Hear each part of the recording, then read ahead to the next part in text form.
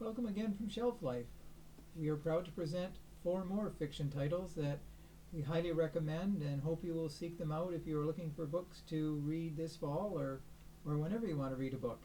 The very first book we would like to draw to your attention is Little Secrets by Jennifer Hillier. This book is published by Minotaur and it retails for $23.99. This is the most engrossing book. This is the type of book that once you start, you better book a lot of time reading because it's a book that's almost impossible to put down. The interesting part of the book is it involves a missing child.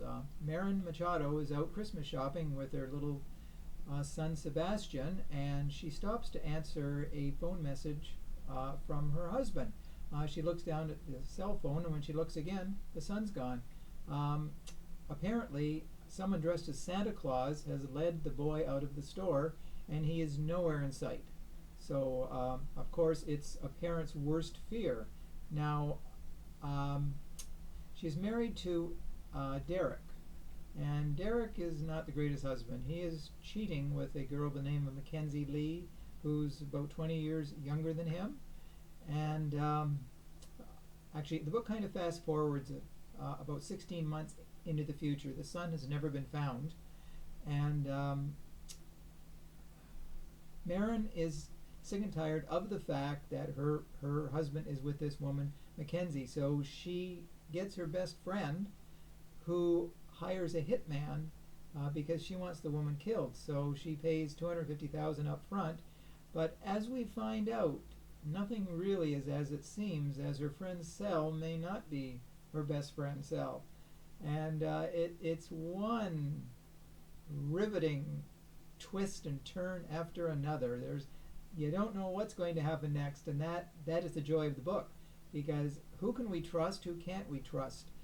Marin sort of reconciles with Derek, but there's a lot more going on as we find out. Mackenzie is not who she seems, Cell is not who he seems, and the hitman is somebody totally different too. So this is definitely a book that you will not dislike, let's put it that way. You will love it from start to finish. So it's very, very highly recommended. So don't make it a secret.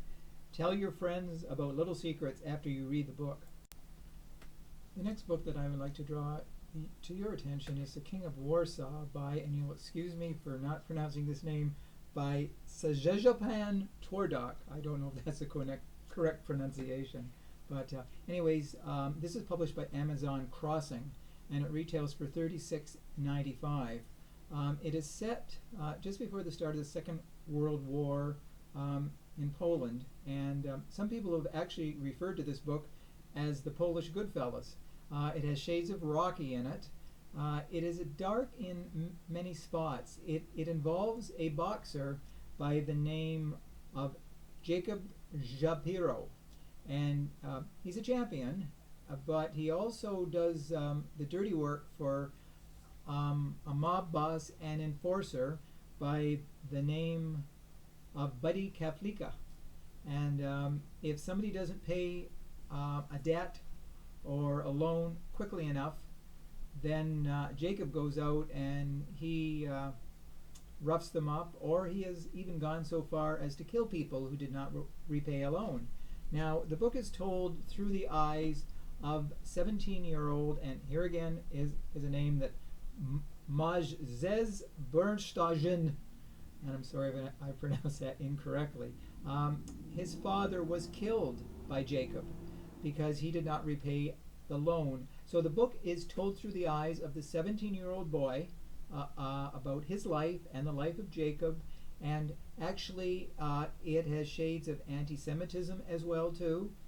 Hitler is just starting his rise to power. So it's set mainly in 1937, and it tells the good parts of life and the bad parts that are coming to all people in the area. So this is a different kind of book. If you like a historical book that's based loosely on fact, history-wise, you will find The King of Warsaw to be a book that you will definitely love. The third book we're drawing to your attention this week is The Spring Girls by KATCHUR. This is book 3 of the Northampton County series, and is a very interesting series. Book 3 is the best thus far, in my opinion.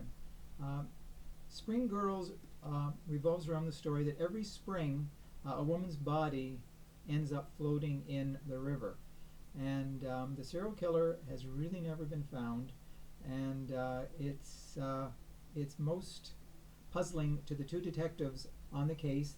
They are Gina Broussard and Parker Reed, and they're trying to figure out who the killer is and why the killings only surface every spring. Now, there is one girl who has survived. She was the first victim, Janie Montgomery, and the killer left her for dead, but she survived, and with her son Christian, who was 6 years old, they really don't want much publicity. She wants to put the past behind her, though the press suddenly finds out who the woman is, and they hound her, and she does not want any part of it. She just wants to put it behind her. She just wants the case resolved. Her son Christian is prone to fits of violence against his fellow classmates. But the interesting thing is, and the detectives speculate on this as well, that Christian's father is likely the man who attacked Janie those 6 years before. So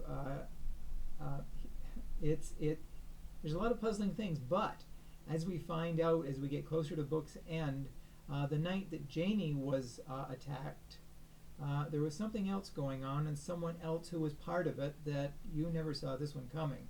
So the tale is very dark in so many places, but it just keeps the suspense going. You will keep wondering what is going on, who's the killer, and why, and how does Janie and Christian fit into the picture.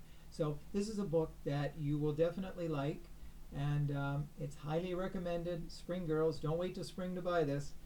Read it right now. Now, the fourth and final book we would like to draw to your attention is His and Hers by Alice Feeney. This is another one of those books that is a real puzzler from start to finish.